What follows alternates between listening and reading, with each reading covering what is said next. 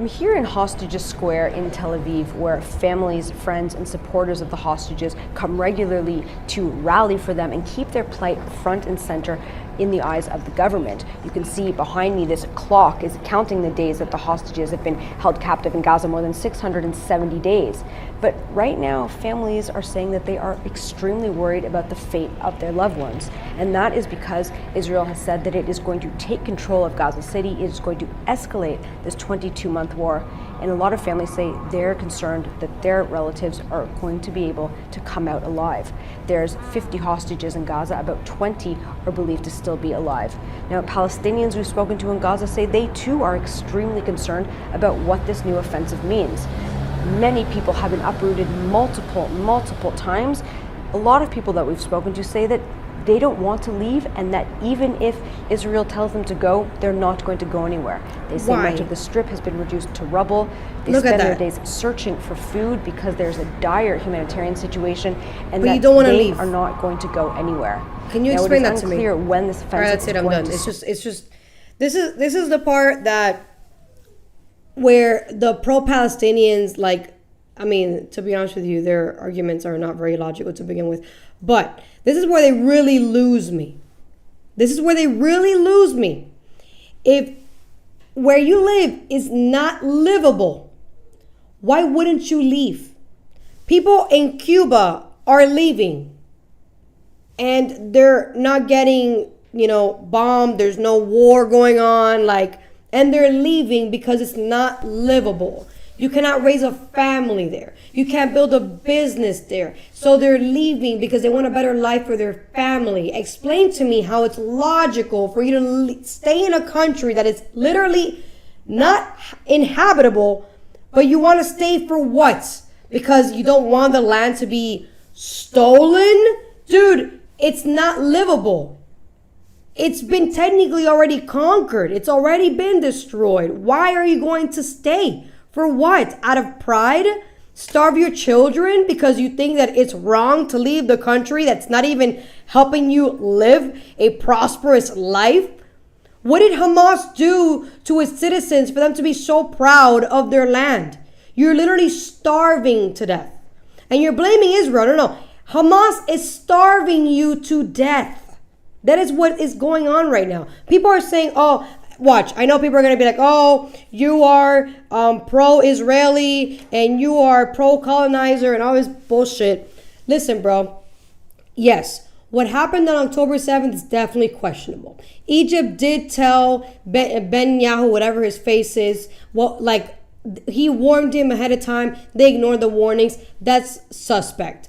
Definitely. The guy did a lot of fraud, and then this happens, and then all the fraud, claims are buried. Nobody's talking about that because now they want to fight for their country and they want to take the hostages back. Convenient, very suspect. I totally get that camp, 100%.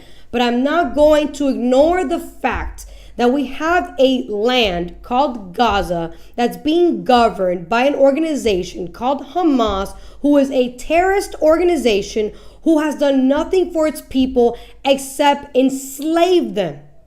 They want to blame Israel, but if Israel has the money and the means, why aren't you making a deal with Israel to actually boost your land and create prosperity for your people? If you actually give a damn about the Palestinian people, then why are you creating tunnels underneath? Why are you doing things that don't make sense to actually boosting the prosperity of your people? So I'm sorry, I'm not going to believe this BS that Israel is on purpose starving Palestinians. No. Hamas is the one starving its own people because they are in charge of the Palestinians in Gaza, not Israel.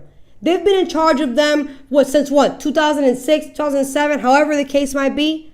So I don't care what you have to say regarding my opinion on this. I don't care if you think it's pro-Israel or not. I'm not for, us giving money to Israel. I'm very suspect on Ben Yahu, whatever his face is, because he lied about the weapons of mass destruction during Bush's time. So I'm not there.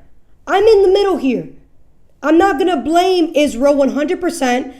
and I'm not going to blame the Palestinian people 100%, but at the end of the day, I am going to blame the people who are in charge is Hamas.